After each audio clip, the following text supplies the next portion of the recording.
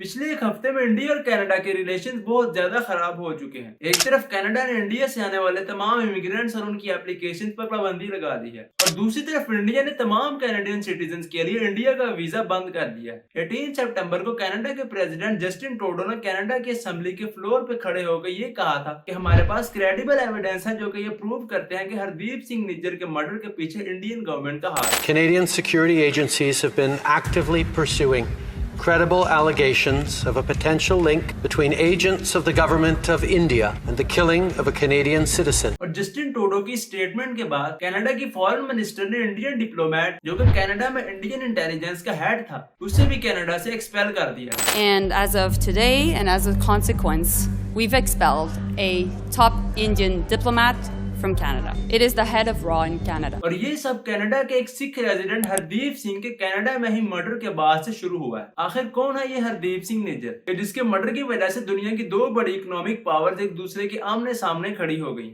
और अगर ये प्रूव हो जाता है कि इसके पीछे इंडिया ही है तो फिर इंडिया को इंटरनेशनली किन मुश्किलात का सामना करना पड़ेगा दोस्तों जानेंगे सब की डिटेल इस वीडियो में। लेकिन इससे पहले अगर आप ऐसा प्रीमियम कंटेंट मजीद देखना चाहते हैं तो हमारे चैनल को सब्सक्राइब जरूर कीजिए। A large number of Canadian diplomats have left India over the last couple of days. India has formally conveyed its plan to unilaterally remove diplomatic immunities for all but 21 Canadian diplomats and dependents in Delhi by tomorrow, October 20th. Canada has now withdrawn as many as 41 of their diplomats.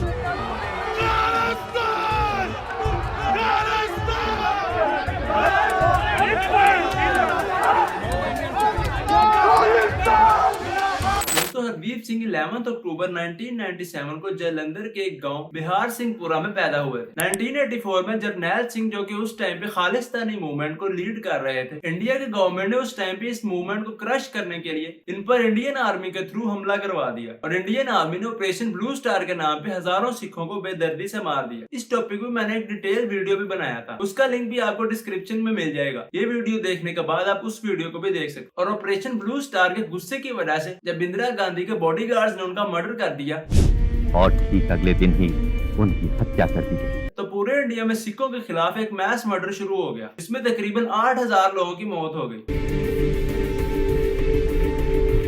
और हरदीप सिंह निज्जर भी उस time पे इस incident के victim बने। और इन incident सिखों के ऊपर होने वाली ब्रूटैलिटी के बाद उन्होंने ये फैसला किया कि वो कनाडा मूव होंगे, लेकिन लीगली नहीं बल्कि इलीगली। तो 10 फरवरी 1997 को वो कनाडा मूव हो गए, लेकिन ओरिजिनल पासपोर्ट के साथ नहीं बल्कि फेक पासपोर्ट के साथ। जब कैनेडियन अथॉरिटीज ने उनको पकड़ा तो उन्होंने उनसे ये कहा कि वो इंडिया में सेफ नहीं है और उन्हें एक रिफ्यूजी स्टेटस दिया जाए, लेकिन उनकी एप्लीकेशन रिजेक्ट कर दी गई। तो फिर कनाडा में रहने के लिए उन्होंने एक और हरबा अपनाया। उन्होंने एक कैनेडियन लेडी से शादी कर ली और उस शादी का वेडिंग इनविटेशन और वेडिंग फोटोज कैनेडियन अथॉरिटीज को प्रूफ के तौर पर सेंड की, लेकिन उनकी एप्लीकेशन एक मर्तबा फिर से रिजेक्ट हो गई क्योंकि रिसर्च करने पर यह पता चला कि उनकी ये शादी भी एक फ्रॉड है। और इसका रीजन ये है कि जिस कैनेडियन लेडी से उन्होंने शादी की है उस लेडी ने भी कनाडा मूव होने के लिए पहले ही शादी की थी और उस टाइम पे उसका स्पॉन्सर एक और आदमी था। उनकी एप्लीकेशन एक मर्तबा फिर से रिजेक्ट हो गई, लेकिन बाद में कुछ साल के बाद एनी हाउ उन्हें कैनेडियन सिटीजनशिप मिल गई। सिटीजनशिप मिलने के बाद वो कनाडा में एक प्रो खालिस्तानी के तौर पर सामने आए। उन्होंने दूसरी ऑर्गेनाइजेशन के साथ मिलकर कनाडा में खालिस्तानी मूवमेंट को मजीद स्ट्रॉन्ग किया। दोस्तों उन्हीं दिनों 2007 में इंडिया के सिटी लुधियाना में एक बॉम्ब ब्लास्ट हुआ जिसमें 6 लोग मारे गए। और आमतौर पर जैसे कि इंडिया की पुलिस करती है,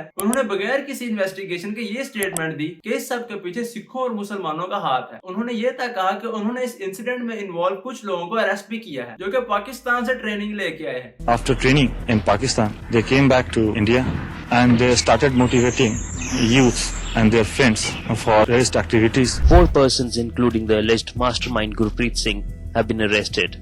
Police claim they belong to the terror outfit Babbar Khalsa International. और जब ये केस कोर्ट में गया तो कोर्ट ने इन तमाम स्टेटमेंट्स का एविडेंस मांगा और हमेशा की तरह ये लोग एविडेंस देने में नाकाम हो गए। तो फिर कोर्ट ने उन सबको रिलीज कर दिया। लुधियाना ਦੇ ਮਸ਼ਹੂਰ ਸ਼ਿੰਗਾਰ ਸਿਨੇਮਾ ਬੰਬ ਧਮਾਕੇ ਦੇ ਮਾਮਲੇ 'ਚ ਲੁਧਿਆਣਾ ਜ਼ਿਲ੍ਹਾ ਸੈਸ਼ਨ ਅਦਾਲਤ ਨੇ ਮੁਲਜ਼ਮਾਂ ਬਰੀ कर ਦਿੱਤਾ है। और जब उस टाइम पे इंडिया की गवर्नमेंट ये केस हार गई और उन्हें मुसलमानों और सिखों के खिलाफ कुछ भी ना मिला, तो उन्होंने ये कह दिया कि इसके पीछे हरदीप सिंह है, जो कि उस टाइम पे कनाडा में बैठा था और उसका इस इंसिडेंट के साथ दूर दूर तक कोई ताल्लुक नहीं था। उसके बाद 2010 में पटियाला में टॉम के सामने ही बम ब्लास्ट हुआ, इसमें 2 लोगों की डेथ हो गई और एक मरतबा फिर सारा मलबा हरदीप सिंह पे डाल दिया गया। और फिर जब कोर्ट ने एविडेंस मांगा तो फिर इंडियन गवर्नमेंट एविडेंस के तौर पे कुछ भी नहीं पेश कर सकी और एक मरतबा फिर जो 2 लोग इन्होंने पकड़े थे कोर्ट ने उन्हें रिलीज कर दिया। अब कनाडा में खालिस्तानी मूवमेंट मजीद स्ट्रॉन्ग होती जा रही थी, लेकिन कुछ भी उनके हक में नहीं जा रहा था। तो इंडियन गवर्नमेंट ने अपने पास से एक नोटिस इशू किया जिसमें हरदीप सिंह को एक टेररिस्ट डिक्लेयर कर दिया और अब इंटरपोल से ये कहा कि हरदीप सिंह एक टेररिस्ट है, लिहाजा उसे इंडिया वापस भेजा जाए। Media outlet from India claiming Hardeep Nijjar, who's wanted on Interpol for terrorism charges. दोस्तों अब इस टाइम पे इस मर्डर के पीछे इंडिया की गवर्नमेंट की सरदर्द हरदीप सिंह था या कि वो उभरती हुई खालिस्तानी मूवमेंट, इसके बारे में आगे चल के इसी वीडियो में बात करें। जब हरदीप सिंह ने ये देखा कि उन्हें टेररिस्ट डिक्लेयर कर दिया है, उन्होंने जस्टिन ट्रूडो के नाम एक खत लिखा जिसमें उन्होंने ये कहा कि वो ना तो किसी वायलेंट एक्टिविटी पर बिलीव रखते हैं और ना ही उसे सपोर्ट करते हैं। उन्होंने ये कहा कि वो 2013 में इसी मूवमेंट के लिए जिनेवा भी गए थे और 2014 में वो यूएन के हेडक्वार्टर भी गए थे ताकि यूएन पंजाब के इंडिपेंडेंस के लिए रेफरेंडम का ऐलान करे। अब जब इंटरपोल ने भी इंडियन गवर्नमेंट की एक ना सुनी तो इंडिया के ही एक इदारे एनआईए ने ये अनाउंस किया कि कोई भी शख्स जो हरदीप सिंह निज्जर को पकड़ के लाएगा हम उसे 10 लाख कैश इनाम के तौर पे देंगे। NIA declares a cash reward of 10 lakh rupees on Hardeep Nijjar, accused of killing a Hindu priest in Punjab. और जब हरदीप सिंह से सब के बारे में पूछा गया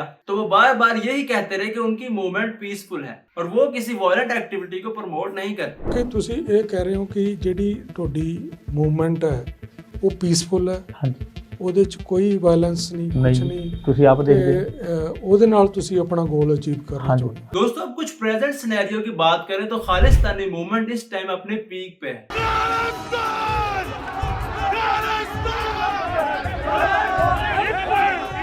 अब चाहे वो इंडिया हो, कनाडा हो या यूके हो, कनाडा में कुछ दिन पहले एक रेफरेंडम करवाया गया था जिसमें कनाडा में मौजूद तमाम सिखों ने इस बात पे वोट करना था कि खालिस्तान को बनना चाहिए या नहीं बनना चाहिए और इस रेफरेंडम का रिजल्ट भी खालिस्तानी मूवमेंट के फेवर में ही है और इसके बाद से ही खालिस्तानी मूवमेंट और इनके लीडर्स को क्रश करने के लिए एक मोशन जारी किया गया जिसमें सबसे पहले इंडिया में अमृतपाल सिंह को अरेस्ट किया गया, फिर अवतार सिंह का यूके में मर्डर किया गया, परमजीत सिंह को लाहौर में मारा गया और 18 जून को कनाडा में ही एक गुरुद्वारे के सामने हरदीप सिंह को भी मार दिया गया। यहाँ तक कि उनके मर्डर से पहले एक ऑडियो भी वायरल हुई थी जिसमें उन्होंने ये पॉसिबिलिटी जाहिर की थी कि उन्हें असैसिनेट किया जा सकता है। पिछले दिन केंद्र ने सरकार ने ना पाया 9 जणियां दे, उहदे विच एक हरदीप सिंह दा भी नाम है। और अब सवाल ये पैदा होता है कि क्या वाकई सबके पीछे इंडिया हो सकता है? तो उसका जवाब है डेफिनेटली यस, क्योंकि हिस्ट्री में ऐसी मल्टीपल एग्जांपल्स मिलती हैं जिसमें इंडिया ऐसा पहले भी कई दफा कर चुका है। अविनाश पलिवाल जो कि यूनिवर्सिटी ऑफ लंदन के प्रोफेसर हैं, वो ये कहते हैं कि इंडिया अपना मकसद हासिल करने के लिए 2 दुश्मनों में से किसी एक को सपोर्ट करता है जिससे उन दोनों पर एक दूसरे का खौफ हमेशा रहता है और इससे इंडिया अपना मकसद हासिल कर लेता है। जैसे कि आप पाकिस्तान और अफगानिस्तान की एग्जांपल ही कंसीडर कर सकते हैं। जब तक अफगानिस्तान पर अमेरिका का इन्फ्लुएंस था, इंडिया अफगानिस्तान के आगे पीछे फिरता था, यहाँ तक कि हर रोज अफगानिस्तान के लिए नित नए प्रोजेक्ट्स का भी ऐलान करता था। लेकिन जब से वहाँ तालिबान आए हैं, इंडिया कभी अफगानिस्तान के दूर भी नहीं फटका। इसके अलावा कुलभूषण यादव और जैसे दूसरे रॉ के जासूस इंडिया की दूसरी कंट्रीज में अपने मकासद के लिए टेररिज्म के मुंह बोलते सबूत है और 1984 के बाद से जब से सिख कनाडा गए हैं वहाँ उन्होंने अपना लोहा मनवाया है और इन्हीं चंद सालों में ये लोग कनाडा की गवर्नमेंट और इसके दूसरे इदारों में बड़े लेवल की सीटों तक पहुंच चुके हैं